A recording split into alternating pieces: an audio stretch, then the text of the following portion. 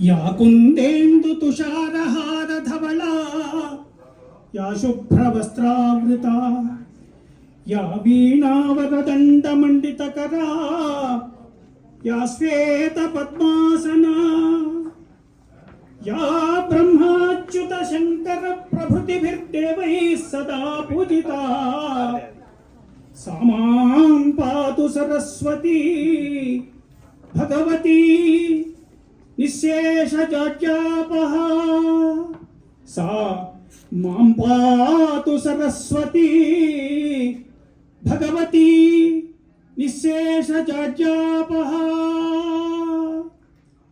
సరస్వతి పుత్రుడు మా మామగారు కవి, పండితుడు, ప్రొఫెసరు, దానశీలుడు, సౌమ్యుడు. ఆయనకు ప్రథమంగా నమస్కారం చేసి,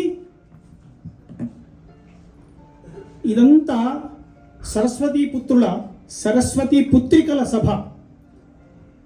ఈ భారతి అంతరంగమంతా చిన్నప్పటి నుంచి కూడా బహిరంగమే. భారతిని నేనేమంటా అంటే, ఆమెలో సరస్వతి ఉన్నది, కాళీమాత ఉన్నది, లక్ష్మి ఉన్నది. ఎందుకంటున్నా అంటే, పుస్తక రచనలో సరస్వతి కనపడుతున్నది. సాహసంలో దేనికి భయపడకుండా సాహస కృత్యాలు ఎన్నో చేసింది ఆ పుస్తకంలో, దీంట్లో ఉన్నది. నేను చాలా వివరంగా మాట్లాడితే సమయం వృధా అవుతుంది.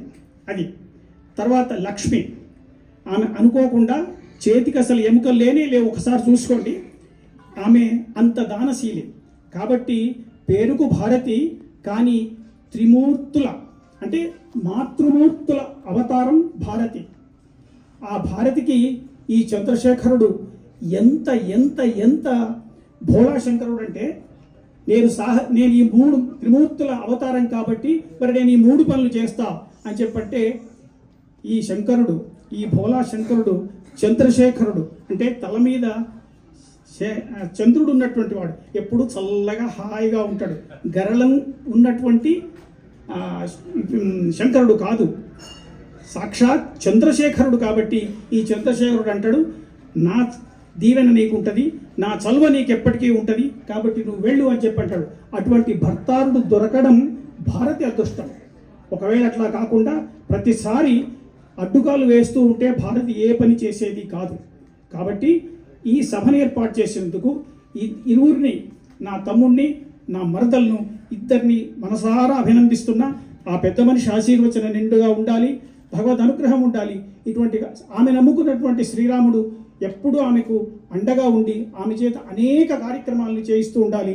ఇంకొక విషయం ఏమిటంటే, మొన్న చెప్పింది నాకు ఫోన్లో, అన్న వచ్చే సంవత్సరం కూడా నేను పాఠశాలల్నే ఎన్నుకుంటా, వాళ్ళు ఏది అడిగితే అది ఇస్తా అన్నారు. దయచేసి నేను కూడా ఒక టీచర్గా, ఒక హెడ్ మాస్టర్గా, గెస్ట్ హెడ్ మాస్టర్గా రిటైర్ అయినా కాబట్టి అమితమైనటువంటి ఆనందంతో మిమ్మల్ని అందరినీ ఒక వేడుకుంటున్నా. ఏంటంటే, స్కూల్స్కు ఆమె చేస్తూ అంటున్నది. ఒక్క విద్యాలయంకు హెల్ప్ చేసిందంటే దాంట్లో ఉండేటువంటి వాళ్ళు ఎంతమంది ఇటువంటి రత్నాలు వెళ్తారో, భారతదేశంలో పేరు ప్రతిష్టలను గడిస్తారో చెప్పలేము. కాబట్టి అందరూ ఒక్కసారి ఆమె దాతృత్వానికి హర్షధ్వానాలతో అభినందిస్తారని చెప్పి ఆశిస్తున్నా. హర్షధ్వానాలు అని చెప్పంటే క్లాస్, ఎందుకంటే తెలుగు రానటువంటి పెద్ద మనుషులు కూడా ఉండొచ్చు. కనుక నేను అంటున్నా, ఒక్కసారి వీళ్ళిద్దరికీ మనఃపూర్వకంగా నేను ఆశీర్వదిస్తున్నా, అభినందిస్తున్నా, శుభాకాంక్షలు తెలుపుతున్నా. మామగారికి నమస్కారం చెప్తూ ఈ అవకాశం నాకు ఇచ్చినటువంటి మీ యాంకర్ గారికి నమస్కారం చెప్పుకున్నా. నమస్తే, శుభం. ధన్యవాదాలండి. నాకు ఈ దంపతులను చూస్తుంటే ఒక పాట గుర్తొస్తోంది. మౌనంగా